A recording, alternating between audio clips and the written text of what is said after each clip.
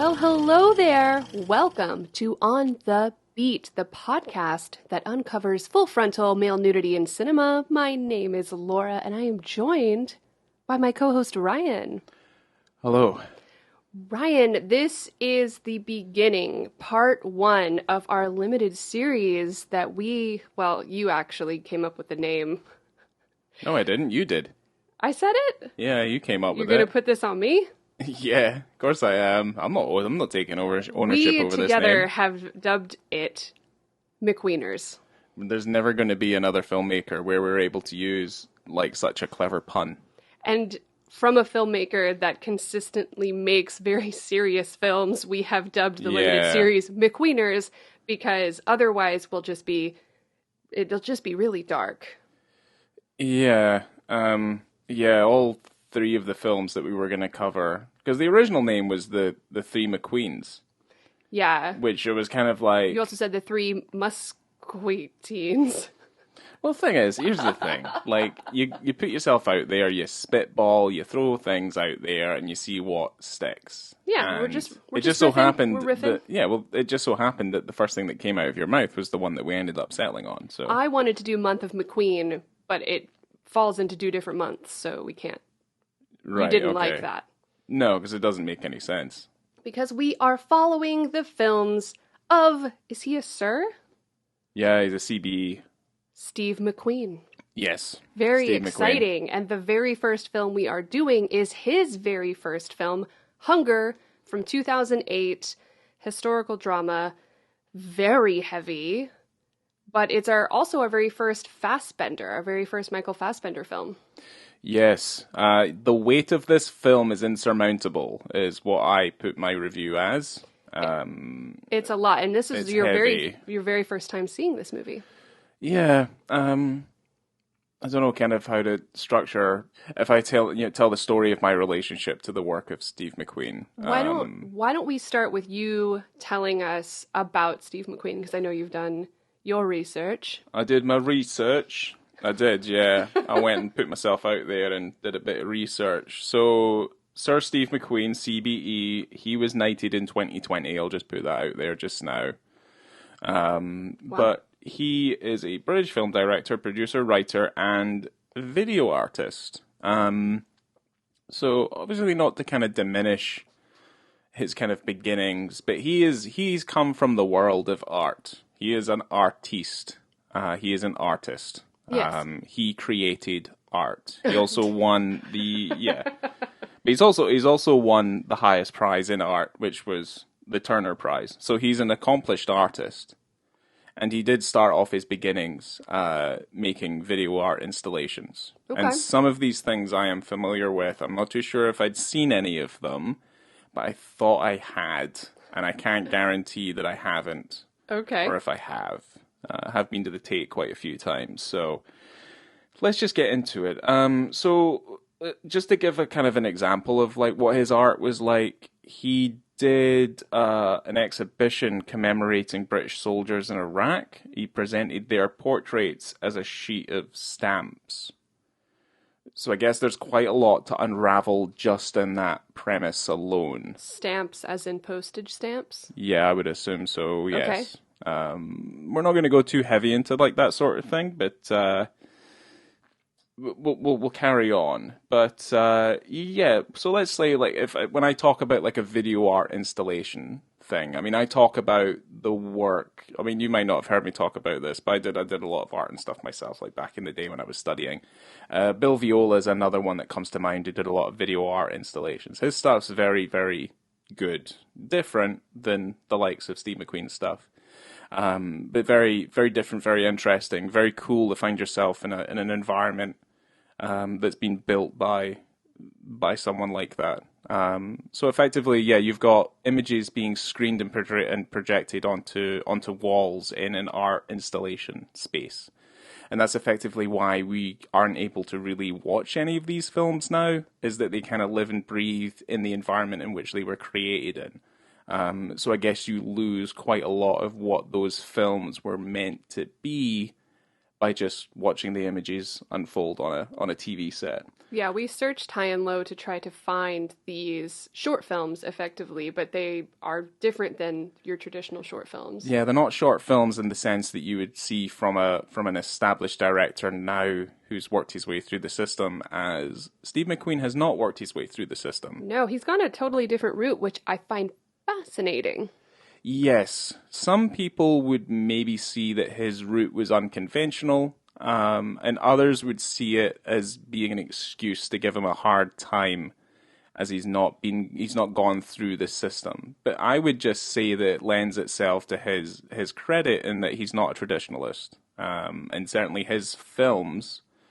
And we'll focus more on Hunger, but his films in general don't feel particularly traditional.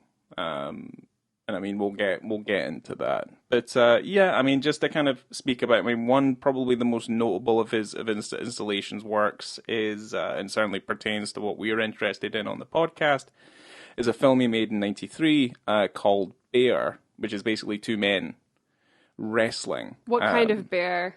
Are you talking about the rawr bear? The growly bear, the growly bear, the grizzly bear. Well, it's spelled or bear as in naked. It's spelled like the animal. Let's put it that way. That's probably a better way of kind of going into it. Which is interesting because in the film Bear, as the animal, they are bare naked.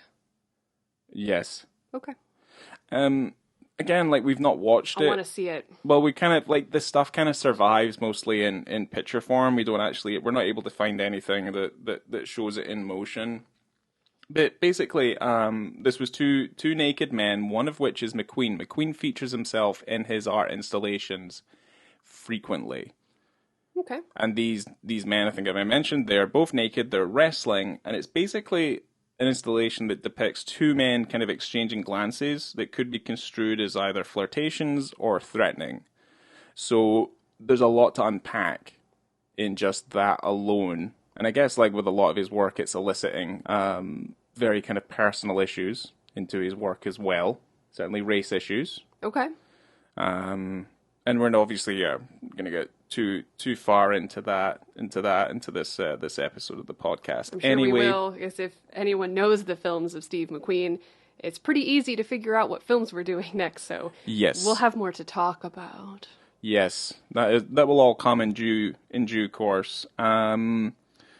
But yeah, there's quite a long list of those art installations. If anyone was lucky enough to watch them, then good for you. I guess the only other one of note that I would put out there is a film called Deadpan, which is basically a restaging, and that was in '97. That's a restaging of a Buster Keaton stunt. It's also a Buster Keaton stunt that we've seen in in Jackass as well, where basically your actor, in this case it's McQueen, stands in a very specific spot as a building around him begins to collapse, but he is saved from being crushed by an open window on one of the walls. So very much in Buster Keaton's court, played for comedy. Without having seen it ourselves, I feel like there's again quite a lot of thematic concerns to unpack in a piece like that as well. Yeah, probably far more than there are to unpack in a Jackass stunt. No. But yeah, anyone familiar with that? That's what you would. That's kind of what we're depicting there. But like I say, I think you can do your own homework there, and you can have a look and see if you can find any of his stuff. The list of those shorts is actually quite long. If you find them, send us a link, please. Yeah. I want to see. Or if not, if there's a package available where we're able to watch them on a DVD or something, or purchase that would be fantastic, because we've not been able to find it. But yeah, we would purchase. Yeah, as you have mentioned, this Hunger is his directorial debut, I guess, for like his narrative, like his branch into narrative feature filmmaking. Yeah, because as much as I would say like his art installation stuff, and I'm assuming he's made some short fiction stuff as well, because I kind of feel like you would probably need to, but I've not been able to find any of it. His stuff is relatively, it lives and breathes in the medium that it was created in, so I'm not too sure where that would be. But yeah, Hunger is his directorial debut in 2008. That's right. Yeah, and just we'll run it all off because this is the only time I'll be doing his filmography over the preceding weeks. But Hunger 2008, Shame came out in 2011, and 12 Years a Slave came out in 2013, which is obviously his big award winner, and Widows in 2018, and just obviously for posterity, he also created Small Axe, which was a bunch of short films. Yeah, a limited series that's on Prime. Yeah, that was in 2020, and there's also another TV show here that he's involved with called Uprising in 2021, and I'm not too sure what that is. I wasn't too sure. He does have another film in the works, but I can't remember the title of it just now. Didn't think it was important. Well, we've got a few episodes to unpack that, so yeah, eventually. Yeah. This is the stuff that he has out, and we're starting from the very, very beginning. But I think overall he's a fascinating filmmaker with an interesting background, an unconventional filmmaking background, but it all lends to the credit of his ability as a filmmaker, his vision, and I guess the way that he approaches things differently. He's definitely up there with, I guess, like the directors that I admire a bit more. They have a very direct vision. They know exactly what they want and what they're going to do, and there's never usually any leeway or change in that feeling or fluidity of direction, basically. And I think Hunger's a really good example of that. So let me give you the synopsis of this film that I pulled from Letterboxd. The story of Bobby Sands, the IRA member who led the 1981 hunger strike in which Republican prisoners tried to win political status. It dramatizes events in the Maze prison in the 6 weeks prior to Sands' death. Which is an interesting way of putting that synopsis, because although it does tell a story of Bobby Sands, I don't know if it's necessarily... I would like to call the film's story more like an overview. Yeah, of it's a what's feeling. going on. Yeah. It's kind of an like... immersive feeling.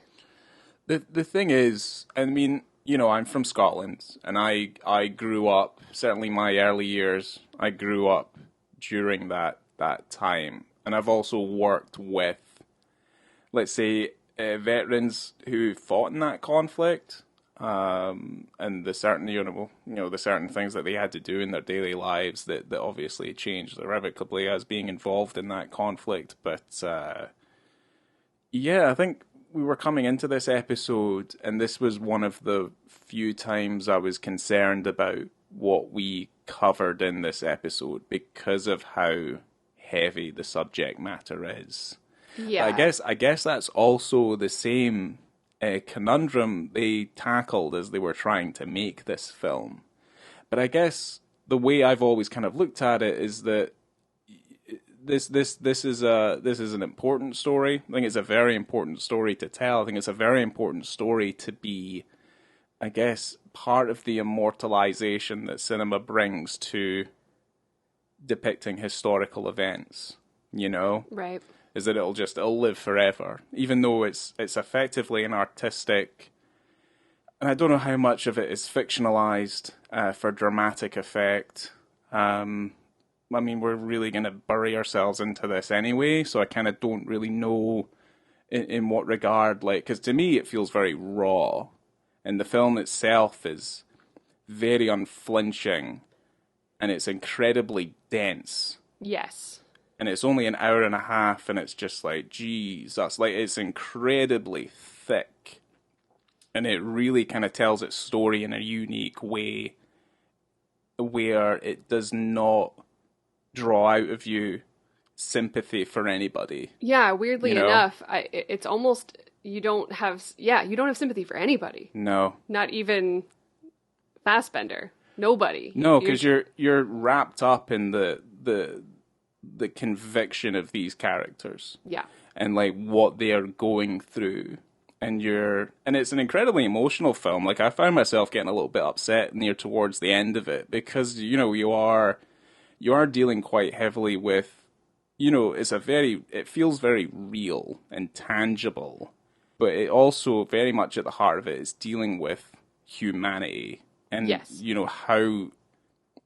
how we cling on to those things that make us feel human.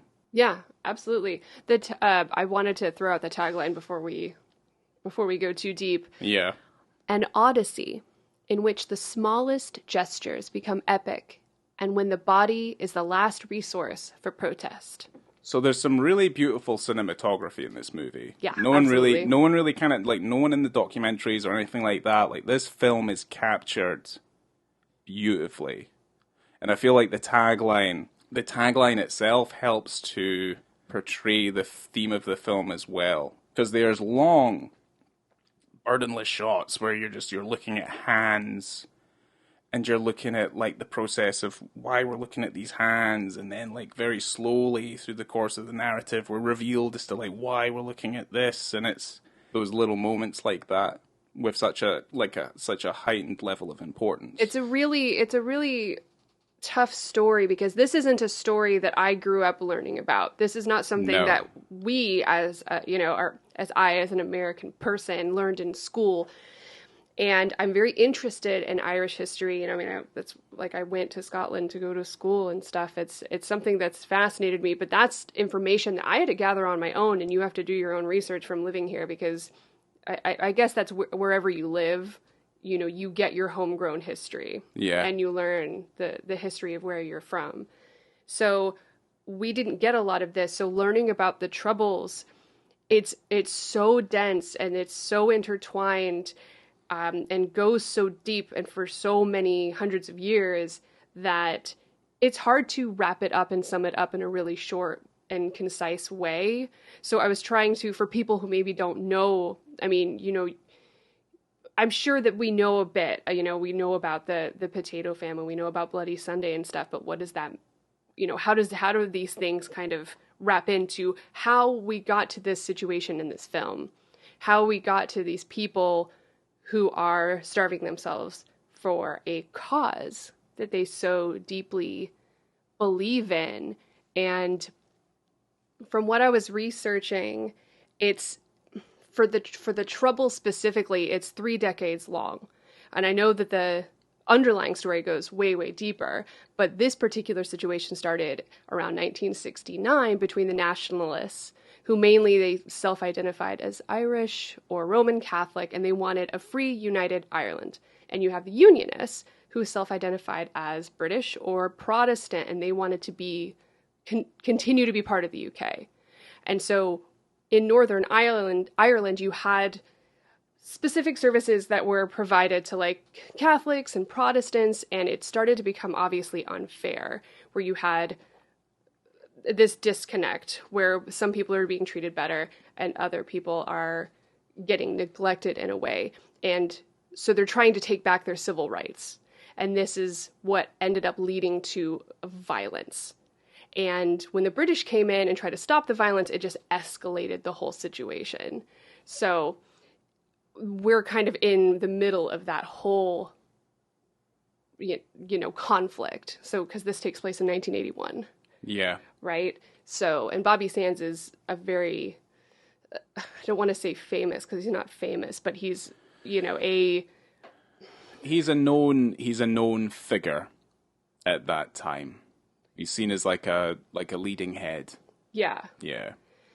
So, I mean, this went on until about 1998, where you had the Good Friday Agreement. So, yes. where people were actually finally able to talk and figure out how to come to a peaceful agreement and without violence, and in how they could govern themselves. Yeah. Which is what ended up happening. But Bobby Sands himself had a super rough upbringing, and he was involved with assaults by Unionist paramilitaries and local Protestant gangs. So that's why he ended up volunteering with the IRA in like 1972. Yeah. So he, and it's interesting because I'll talk about it when we get to like our first it's such a like a serious I'm like, story. yeah, I just don't really, yeah, that's the It's thing. such a Like, serious story because I'm like, when we get to our first dick scene, I will yeah, talk about the political status of the prisoners. It's so messed up. yeah, it's kind of rough. It's But a I think, hard one. It's a hard one, but it was going to happen anyway. yeah, In what our podcast is, and I do like to make jokes and I do like to make things funny, and I'm probably going to laugh. yeah. Just that's how I am. Because the thing is, like, eventually we're gonna cover like Schindler's List. Absolutely. We're gonna cover we had to get Come and See. Like, we're gonna cover a bunch of films that there is no way in hell like we can ever like amuse ourselves with what we're watching no. because of the films achieve very well their goal. Yeah, absolutely. Because they tell the story in an unflinching manner, the way that it's meant to be seen. And the way that we categorize full frontal in cinema, we will always find these types of films where it is gritty, it is dark, vulnerable, unflinching scenes. Yeah. And obviously, Steve McQueen did not want to shy away from the horrors and the inhumanity in this situation, Yeah. which is why we get it, why we get that in this film. But it's funny. But yeah, I did kind of want to talk a little bit more about history during this one because we don't have jokes. No, We and don't also, have jokes. Yeah, also I think we'll cover the dick scenes. But I guess for the rest of it, that's kind of up to you to watch it because there's there's no amount of commentary that I feel personally I can add to it. It feels like conjecture. It feels irrelevant if I add any extra commentary to what's being depicted in the film. I think the film does a fantastic job of depicting. Well, it's.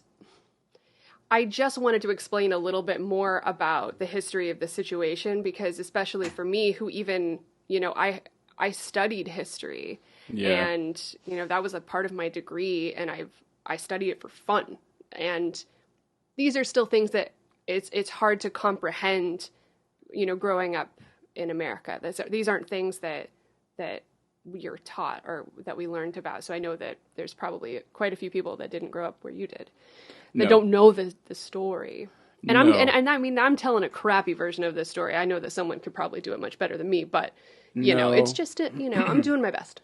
It's such a like you've already added. There's a lot to unravel there. I would suggest that because this isn't the first time we brought up the Troubles or the IRA in either one of our podcasts. Funnily enough, Yeah, because I think wasn't there two other films that we've done that involved the IRA?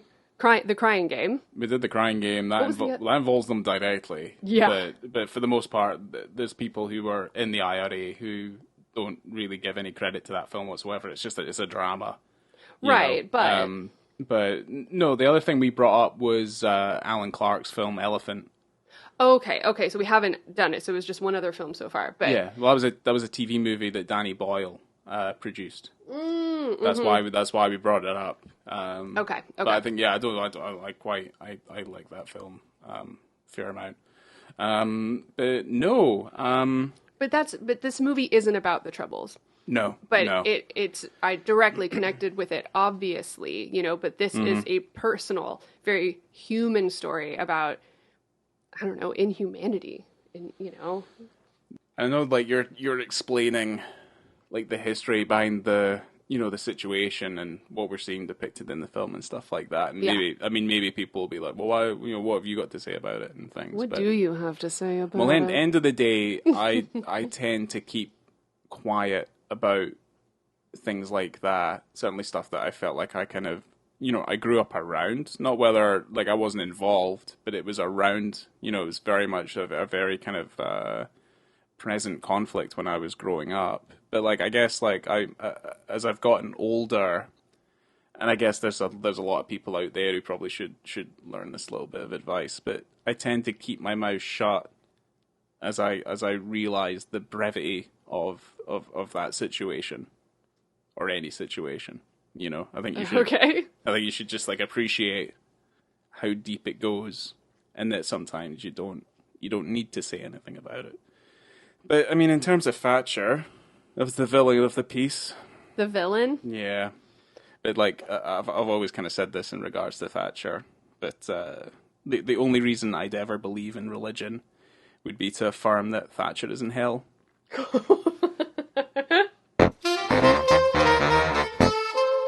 These people are made to feel completely dehumanized because this is, I mean, we're in the middle of a war. That's exactly what we are. These are effectively prisoners of war. Yes. Yeah. And they are standing by their beliefs. They are standing by what they believe in. And they are made to feel less than human. Yeah. Because so, their rights were taken away. Absolutely. So our very first, I'm going to just jump into the first penis scene because that comes in very early on. I mean, in all honesty, the entire film is a penis scene. There's so many, and you know, they're all connected, and they are all as important as the one from before. Yeah. But the first one comes in at about 11 minutes 28 seconds. So this scene is where a prisoner is just asking to wear his own clothes because he is a political prisoner. Yes. And so typically, up until this point, political prisoners were placed under a special category status. So that acknowledged that they have a political status, and those prisoners were granted the right to wear their own clothes. They had free association, and they had with other special category prisoners, right? So they were able to talk to other political prisoners, and they were able to wear their own clothes, and they could organize their own educational, recreational activities, and they had access to visits from, you know, family, friends, whoever, and they also were able to have parcels once a week. So this was all up until Margaret Thatcher, essentially. So when you see this scene, when you have this prisoner asking, why can't I wear my own clothes? I am a political prisoner. I have status. He is stripped of those rights that they used to have. Yeah. Bobby Sands was in prison before this particular incident, before this imprisonment, and he also was able to have those rights, which are now, at the point of this film, non-existent. Yeah, stripped away. Completely stripped away. Yeah, and you can hear that in the speech, I think, just before this scene. And it's Margaret Thatcher having a speech where basically she says there's no political prisoners. Crime is not about politics. Crime is crime, and people who commit political crimes are criminals. So they will get no status. And this was kind of a way for them to give extended detention without actually giving charges to people in order to kind of get more convictions on suspected IRA members. Yeah. So treating them less than human, giving them no rights, and they had to find a way to be heard and find a way to kind of take back control. Yeah. Because you don't have, right? Like they have no control over anything except themselves. Well, they don't have any control of the outside situation. No, they don't. They are getting information fed to them as they're in the prison. But I would say that because of the protests and the way that they'd done the protests before, they found that they just were not working. So they're battering their heads against a brick wall, effectively. Because it was a blanket dirty protest that they were doing at the time when this first prisoner comes in. No wash blanket protest. The no wash blanket. Yeah. So they were refusing to wear the prison garb, and they said, well, we're going to go naked or we're going to wear the blankets. Yeah. We're not doing that. They don't want to be put in this uniform as a prisoner because that's not what they believed that they were there for. No. And they wouldn't wash, so they weren't washing themselves. I guess when we follow the first, I mean, he's the first prisoner we see. Yeah, and he is our main character for a third of the film. Yeah, because the beginning of the movie is focused on the guard and his, I can't remember the guard's name, but we focus on the guard's daily routine, effectively, when he gets up in the morning and he goes in. The one thing I did, obviously I didn't like it, but I appreciated its inclusion in the movie, was the fact that just before he goes to drive in his car, he looks under his car to see if a bomb's been placed there. He's looking up and down the street to make sure it's quiet, because these people are targets. the Absolutely. entire time, and certainly from speaking to ex-veterans and stuff like that who were over there. Yeah, they were like, I need to put a mirror on the top of a stick and have to look under my car every time before I. Right, and that's regular part of life. That is part of your daily routine, Yes, you which have. is Yeah, horrifying. you have to do that. Yeah, it's very scary, and Very I love. tense. Yeah, I love that even just a simple shot of someone turning the ignition in a car is dealt with so much weight, And you have the just purely wife because just of that. watching from the window. Just an absolute horror, like maybe Which my I wouldn't be yeah. that close to the window, if I'm being honest. If I was afraid that my husband's car was going to blow up, No, dude, you're in the no. line of fire. Yeah, Back yeah, up. not great, not great. But we were talking about the dehumanization of these people, and this man is after it's what's written down on the clipboard is that he's non-conforming, right? And then he's forced to strip down, Yes. and that's That's basically that's it. And a lot of these prisoners spend more time naked than ever really in clothing. 100%. Yeah, they're always pretty much completely naked, and when they are forced through certain drills, they are completely naked. So he's given a blanket. He's effectively marched. He's marched through. He's paraded around naked Yes. to his cell, and pretty much, yeah, he then is put in his cell, and With his super cool cellmate, yes. which right off the bat, could you imagine when he walks into his cell where he's going to Yeah. be living for the next 6 years, Mm-hmm. and this guy, and I don't know the timeline, of course, because it does get a little bit wibbly wobbly. The timeline's really interesting once you start to watch the movie. Yeah. And things start to unravel. But to a viewer, within seconds, this guy's cellmate's got his hand down his pants and shitting into his hand and Yes. spreading it all over the cell wall. Yes. Within moments, it's like, hello, friend. Yes. Hi, I'm Greg. I mean, all of the Give walls. me just 1 second while I take a dump. All of the walls are already covered in Full brown. feces. Yes. Full brown, top Yeah. to bottom, dried. I could not, and it's such, I think they do such a good job as well of making it, everything you can feel, and it's like you can smell it. It is Yeah. just horrible. So yeah, Yeah. brown walls, poo-poo walls. Yeah. And there's old food on the ground, there's Mm-hmm. maggots in the food. Yeah. It is, They're basically making oof. it as inhospitable for everybody there as they can. Yeah, not basically. just for them. They're Not making just it bad them, for yeah, everybody. for the guards and for the people in the prison. Like They're just taking making everyone it- down. Yeah. Yeah. Oh man. But then also, there's the piss protests as well. They're It's funneling like they piss use all the old food and make like a mashed potato dam. a mashed potato dam. Yeah. And then they take all their pee from the day and pour it on the other side of the dam underneath the door of their cell. Yeah. And everyone, not everybody, but all Mm-hmm. the people that are participating in this protest, like put their pee Yeah.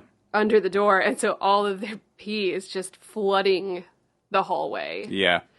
to where you get that interesting long shot Yeah. of the guard. I assume he's a guard that's just made to clean up.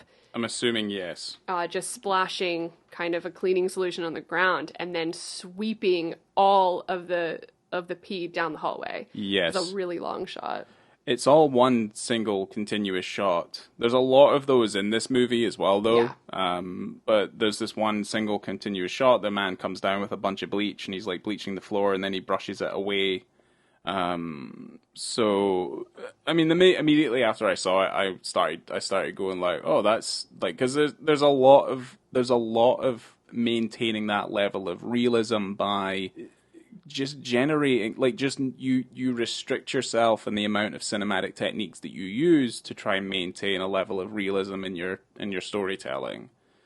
And this is kind of more noticeable in that one continuous single take conversation he has with Fassbender has with the priest at one point in the story.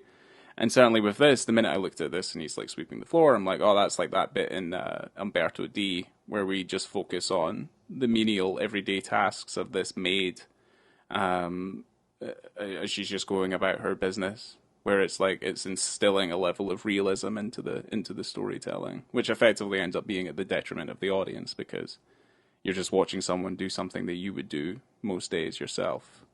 It's almost just giving you like a quiet little break because the film is so Relentless. Yeah. So relentless. So you just are watching, almost in a soothing way, this guy clean piss off the floor. Just for a moment, just for a few moments until absolute hell breaks loose again. Yeah. As it does. Mm-hmm.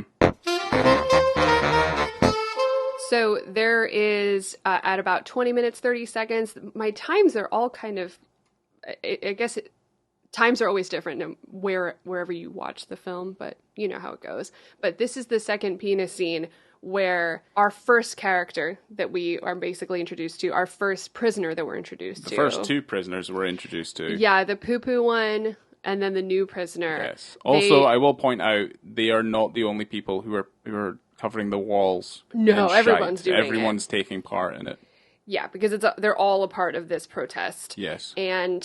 But they're going into, it's a visitation day. So they are actually getting dressed, putting on clothes. Yeah. But I don't want to call him poo-poo prisoner. I know he has a name. But he's taking his trousers that he was given and he's ripping a hole in it's like in the crotch area of the trousers. Uh-huh. Don't know what he's doing that for, but they also, the original prisoner had written a note. Yes. And he'd put it in his mouth, I believe. Yeah, he kind of like shoved it. Very tiny, wrapped up really, really, really small. And they seem to be writing on pages of the Bible. I'm assuming they're being given Bibles that are in their cells. Right. So I think they're writing on the thin bits of paper that are in those Bibles. So they're trying to find ways to communicate with the outside world and get notice out, and then for their friends and family to bring them news as well. Yeah. But you have to be really careful about it. Yes. But that's our second scene. So them, just kind of wide shot. They're just getting dressed. They're getting dressed. So you see everything as it's all completely wide. But yeah, no, they're dressing effectively, simply. They're dressing for visitation, and what you do witness is that they're just swapping contraband from their relatives between their separate orifices. Yes. That's the nicest way of putting it, really. Yeah, the poo prisoner ends up getting some sort of radio, right? Isn't that what he gets from his wife, girlfriend, friend? Yeah, she had it hidden inside her, and then he hides it inside himself using in her private pocket, and then he put it inside his private pocket. Yes, because that's why he put the hole in his crotch, because it was easier. He's very familiar with his butt, so he knows what he's doing. So I'm assuming he's been the delegated hider, I suppose, if that's the way that's going to be. Do you remember that scene when those two prisoners are back in their cell and the guy pulls out a picture? He unfolds a picture of his girlfriend, I assume. Oh, yeah. And you see the cell. It's the same cell with the poo walls. And he, bless his heart. The maggots squirming between his friend's fingers. You can smell the room. You can smell that place from your living room. And maggots on the floor, old food. Yeah.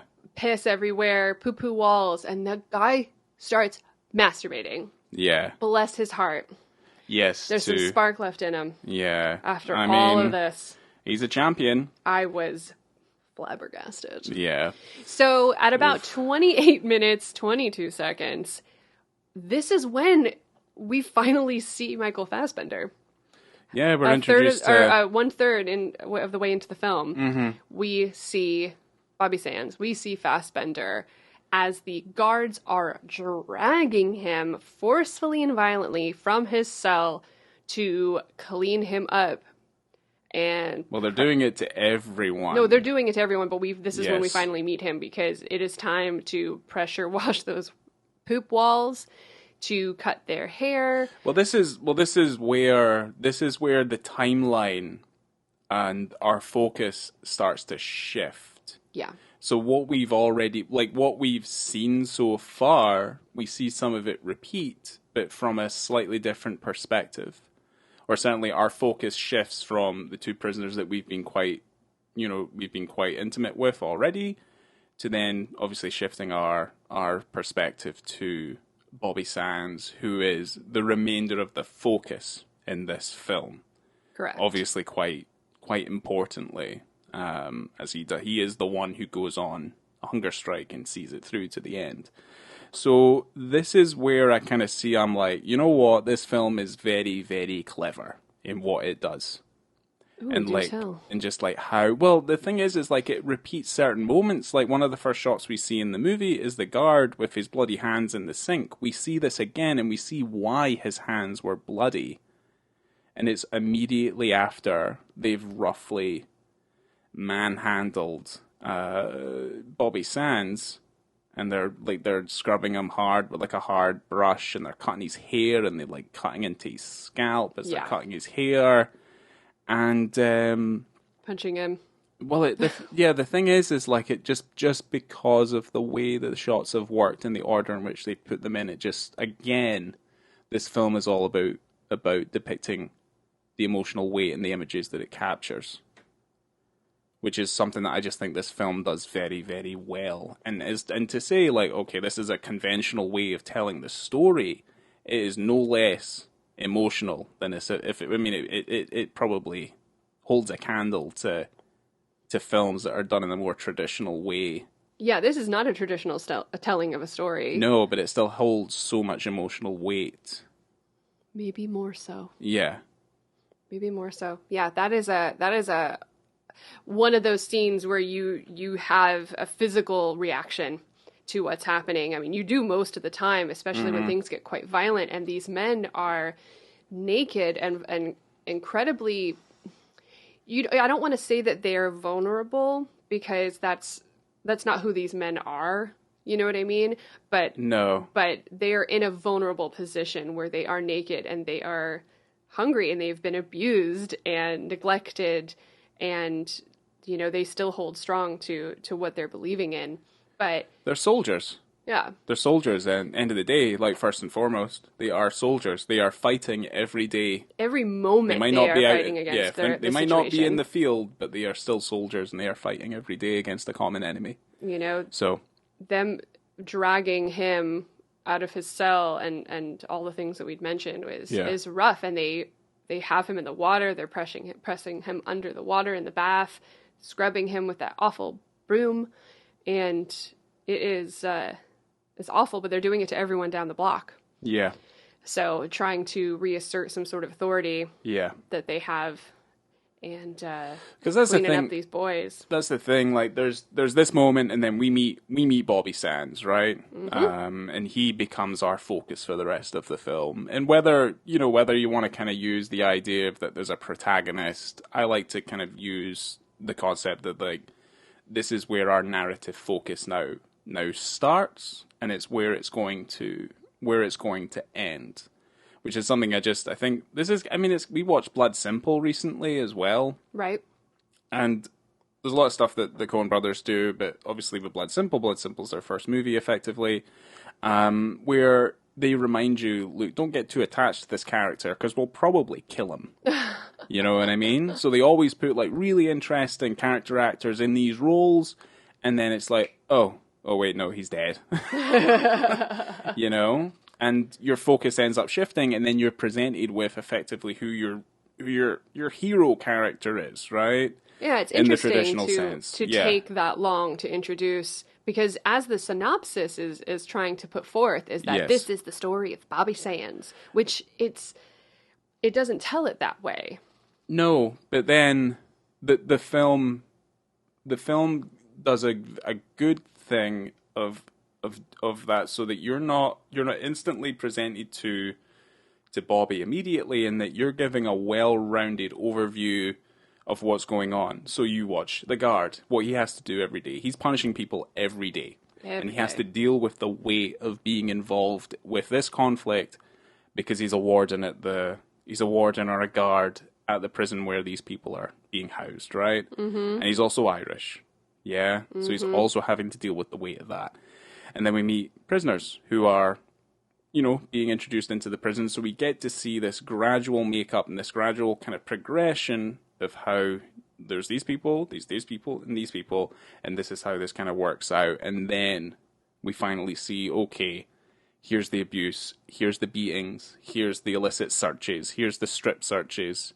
I mean, there's that horrible bit with the riot cops and their 39 shields. minutes, I believe this is about 39 minutes into the film. Yeah. Where they do call in the riot squad, and they're hyping themselves up to do what they're about to do. Yes. Bringing these prisoners out one by one, totally naked, beating the absolute hell out of them on their way to get cavity searched. Yes. By one other guard. So that's another full frontal scene that's really awful because. And I knew it as soon as he put. It's very cleverly shot, though. It's all handheld in a one shot. He has a bit of, I don't know if it's like brick or wood or something, and a mirror sitting on top of it, and he places it on the floor. That was like foam. Whatever. Yeah. The guard spits on it and cleans it up, and it's on the floor, and I go, oh no. And I've seen this movie before, but I forgot this part because and you were like, what is that? What do you mean? Oh no! I'm like they're gonna be searching someone from underneath. Mm-hmm. And they pull these guys out one by one and press them, like make them squat over this bit of mirror, and they're cavity searching them. This guard has on a rubber glove, and he is getting deep in there and using the same hand, putting his poo-poo gloves in their prisoners' mouths and checking them in their mouths for any sort of contraband or... It's basically, they're looking for contraband. It is awful. And these men are fighting back as hard as they possibly can, but they're getting the shit kicked out of them. Yes. And it's one after the other after the other, and you said it was just this one kind of handheld shot. Yeah, so it starts off, it keeps on whipping back and forth. So it looks in front, then it looks behind, then it looks back in front again, and it's following. Because we're following the prisoner that we saw introduced into the prison who said, I want to wear my own clothes. And we follow him. And this is where the transition from, obviously, him to Bobby Sands starts. Yeah. Or this is where this occurs, to where we don't really see them anymore, and we focus on Michael Fassbender's character for the remainder. But yeah, I mean, what precedes that is obviously the scene with the priest, which I feel like has to be seen to be believed. Me just telling you it's like a 28-page scene of dialogue between obviously Bobby Sands and the priest, who is also on their side. Right. Yeah. So he's kind of impartial. So this is a 17-minute static shot, 17-minute no cut. Yeah. Between Bobby Sands and Father Dom, who is, by the way, played by Liam Cunningham, who was Davos. Do you remember him from Game of Thrones? Yes. Davos? Uh-huh. So good. He's a fucking powerhouse, this guy. So great. Yeah, he's so good. Love it. And the thing is like, they work this scene to an absolute, like, a minuscule amount of precision as well. Liam Cunningham and Michael Fassbender moved in together so that they could practice this scene to death. So they were basically living together and just doing it, practicing it, rehearsing it. Yeah. And Fassbender said that they only did 5 takes. Wow. Okay. To get this done because they'd rehearsed it 12 to 15 times a day. Wow. So. Okay.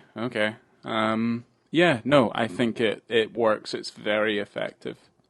Oh, it's great. And it was just a lovely, interesting, and enlightening conversation between these two people where, the priest is saying, you're in no sort of condition to be making the sort of decision to go on a hunger strike. No. He goes, it didn't work too well last time. No. So why would you be doing this again? And he's not trying to convince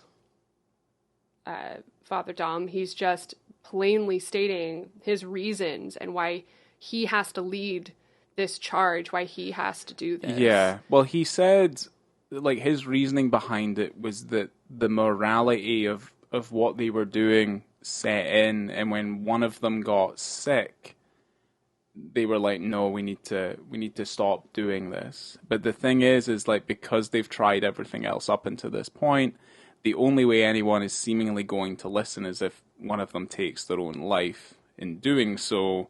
And they obviously set up this plan where like one person will start and then 2 weeks later someone else will start, and then they'll start this domino effect. So effectively the way they see it is that people will be dropping like flies over the course of months, even years. And obviously Bobby Sand is going to be leading the charge on that. Oh my God, honestly, we were talking, well, we weren't talking a lot during the movie, No. but when he said that they had 75 other members that were going to, that volunteered for the hunger strike, and I said, Yeah. my God, I'd be like, can I please be in the 70s? Give me number 75. I do not want to be the first. Yeah. The thing is though, and I will say Jesus. this, like you're talking about wanting to be one of the last, I mean... Because you never get there. Well, I mean, these men are very courageous, is Oh all my I'm going God, to of say. course. I'm trying to make one joke. Yeah. Because it sucks. We Like, can't it's really awful. make any jokes. But the All thing right. is like, they're very courageous, these men who went through what they did for their cause, you know? Oh, I'm not saying anything other than that. Yeah. But it is, you But know. yeah, this is where this is one of the few scenes as well, and it's so good. And this is one of the few scenes as well where you get to extrapolate a lot of the information about the current climate and what's going on, obviously outside of the prison, and also kind of like their thoughts and their feelings, because you know they're prisoners, you know they're protesting, you know they're doing this, but you really need to get a good understanding as to just like from their own level, like why they're doing what they're doing. Right. And he does a very good job of explaining it, and there's this back and forth, and then obviously he tells that story about when he was a kid and how he was treated unfairly when he was a kid because he wasn't from Belfast, he wasn't Northern Irish, you know. And it's like there's the story of the dough and all this sort of thing, and it's just really, really well put together, and 100% could see that done in a theater class. Yes. I mean, Be a like I good say, scene. that's the first time I'd ever seen that, and I would be like, that's rivaling any good piece of theater. Just seeing that. Oh, for sure. There. Yeah, it's insanely good. I'm just gonna turn my page. Flip. But yeah, after the scene with the priest, it's the hunger strike, and we see it. Man, it goes fast. It goes, well, what do you mean in terms of time? Or are you talking about like his I do deterioration? think it goes, yeah, well, obviously he would deteriorate very fast, but it does, in the film, it also kind of happens fast. The movie's not very long. No, So no. just But I mean, to see it go the way it goes, it feels very fast to me. So I mean, I would probably disagree there. And I guess, because obviously it's the first time seeing it, it looks excruciating. Oh, yeah. You know, because it goes through every single little individual detail, from like the bed sores, his protrusions from the skin, like illnesses, his convulsions. He starts to hallucinate. He starts to see himself as a young boy.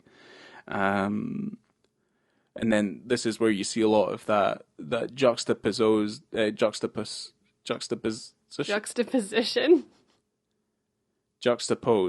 that's it. Juxtaposos. You see a lot of those. Yeah, I know. Those, you see a lot of that juxtaposed imagery of the birds and stuff in the woods, and like how you're meant to feel about what he's seeing and why he's seeing it, and things like that. And I guess like you could extrapolate thematically like what that means from a visual standpoint as to why that happens. But yeah, that stuff near the end of the movie is incredibly brutal and very sad. It is. That the whole, I mean, y'all have watched this movie, so you know going in. And if you haven't, what are you doing? Stop now, because I'm going to tell We've you already the end of the film. ruined it. Yeah, it's ruined. No, it's not ruined, because you God. got to see it. But the whole death scene looks incredible. It's what you were talking about with the images juxtaposed back and forth with the birds in the tree, and he looks awful. They did an amazing job. He did an amazing job. The But faces he pulls. how he got those death tears is nothing other than bravo. Genuinely. I mean, His death mask is fucking haunting. it is nightmare inducing. Yeah. I mean, I'm like, he looks dead. It's on par with It is it's on par with incredible. the close-ups in Come and See, which you've not seen. No. And that film is probably the scariest non-horror film I've ever seen. Well, great. Can't wait to talk about that. Bobby Sands was on a hunger strike for 66 days before he passed away. Yeah. Aye, fucking horrible. And like I think there's interviews and stuff with the cast and crew. We watched a bunch of like making of stuff, and some of the interviews we've got on the DVD that we watched, they're very long, like 40 minutes long. But some of the little excerpts that they came in with was Steve McQueen recites seeing that stuff on the news originally. What made him want to tell this story? Because it's an interesting person to tell this story. Yes. The background to the making of this movie, I think, is quite interesting. It's also beguiling as well. But I also feel like the film story is important story to tell. But he recites like seeing the news broadcast, and they talk about Bobby Sands, and obviously if it's being broadcast on British TV, these men will be seen as the villains. They will be seen to the contrary, and they are the enemy, right? That's how they're going to be depicted in the media. But he was like, "Oh, what's that number next to his name?" And they say that was the number of days he was on hunger strike for. So it's almost as if they were following each of these men and putting their number of days they were still on hunger strike for. Yeah, because as a little boy, you wouldn't know what was going on, and he'd said, "I thought that was how old they were." Certainly not as an 11-year-old. No, it'd be very difficult to understand, and certainly, I mean, there's a lot of things that as you grow older, you wish you've understood them more fully. But as you do get older, it does end up becoming even more tragic, and it beggars belief. It's interesting how he said that the thought of a hunger strike and that entire situation related to him as a child. I find it interesting that he felt a relation to this because he said that the only power that he had over his parents was to refrain from eating. Yeah. And he felt a weird kind of connection with him as a child to these men who are putting their lives on the line. Yes. For something that they believed in. So it's kind of a weird connection that he made there. But it stuck with him. No matter how weird it is, it followed him through his entire life to the point of him making the jump to make a film. His first film about it. Yeah, I mean, I would also kind of point out that as a filmmaker, you have to find some sort of tie to the material and how you make that particular moment in itself, like visual, and you're able to connect like what you're showing and elicit an emotional response, and just like feel like you can, because you have to justify everything that you're doing. You can't just tell that story and be like, well, that's the story. You kind of have to justify your reasoning for depicting it in the first place. And because of its cultural and its historical importance, he's also a British filmmaker. He has to make sure that he does that correctly. Yeah. With a level of tact and decency, because he's a British filmmaker. Mm-hmm. And it's like, it's just, you gotta be careful. You gotta be careful. And I mean, it's important. It's important to get that correct. Because if you fuck that up, you fucked up for everything, It's like it's never going to be told again, so you just have to make sure that you do it correctly. And I think he nailed it, personally. I think he just got it done really well. He did it right. And I think his team up with Fassbender, and is obviously kind of incurred over the next few films anyway. Become a long and lasting friendship. Oh, they're so good. They're so good together. So yeah, no, I think Do you I think he's done well. So, Steve McQueen and Michael Fassbender met when Fassbender auditioned for Hunger. And Steve McQueen said he didn't like him at first because he thought he was too cocky. Yeah. And so it wasn't until the third time that they actually met when they bonded, because Michael Fassbender took Steve McQueen on a ride on his motorcycle. And Steve McQueen said that he called it their officer and a gentleman moment. All right. That's how they became best of friends. Yes. I mean, that's nice. It's lovely. Yeah, that's a nice thing. It's a nice thing. Yeah. And then such romance.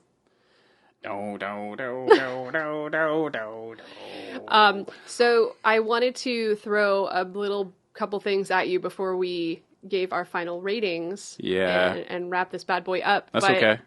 Michael Fassbender went on a 10-week diet in which he lost 14 kilos. Yes. Yeah, he looks awful. He looks really bad. He looks awful. But commitment. Because we were watching the movie, and like you see him, and you see how gaunt and thin and kind of drawn out and stuff, and you see it. When you see it in his face, it's just like that death mask. Mm-hmm. I'm just like, okay, it's fucking horrible. Like the blood's drained from his body. Like everything is he's just losing his soul. Yeah. Because you brought up The Machinist. I did as well, and I'm trying to remember like what was the reasoning behind Christian Bale appearance, and I was like, oh, is it because he was like he couldn't sleep? At least in this movie, like it's justified. You know what I mean? Like there's a reason as to why he takes this very extreme transformation. You know, because in reality, that's what would happen. Yeah, he was consuming about 900 calories in a day. He was eating berries, nuts, and sardines. And he was doing yoga.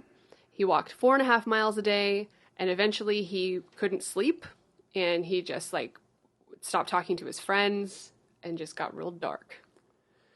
So, and this is his third film, only his third film, which the first was 300. That was his first film. Huh. Was he in 300? Is he one of the main Spartans in that movie, or is he? Yeah, just...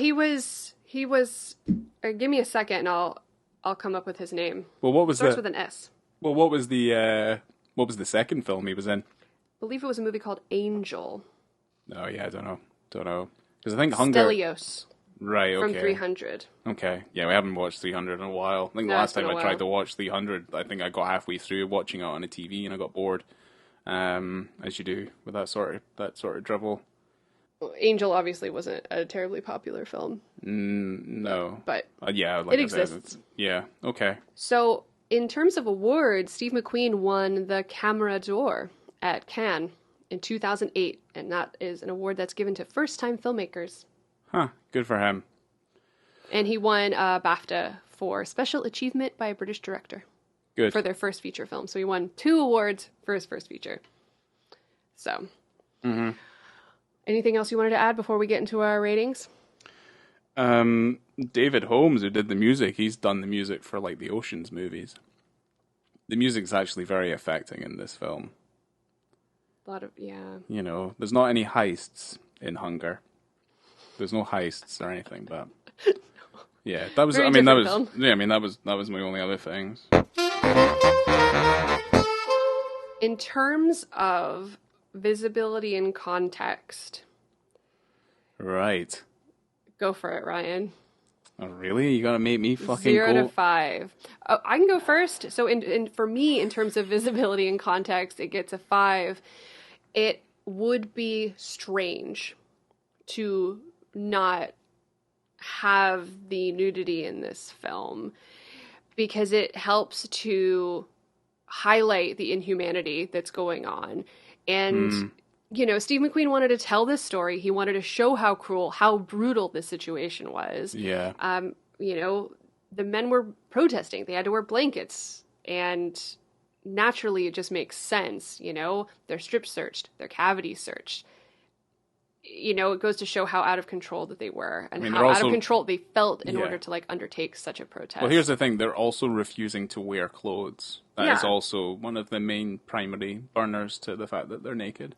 Yeah, I mean, it's a last resort, using your body as a weapon. You are the property of the state. They wanted their political status back, and they used everything that they possibly could use. Their original protest wasn't working, so they had to step it up. I mean, whether or not you agree with this situation is up to you, but it is what happened.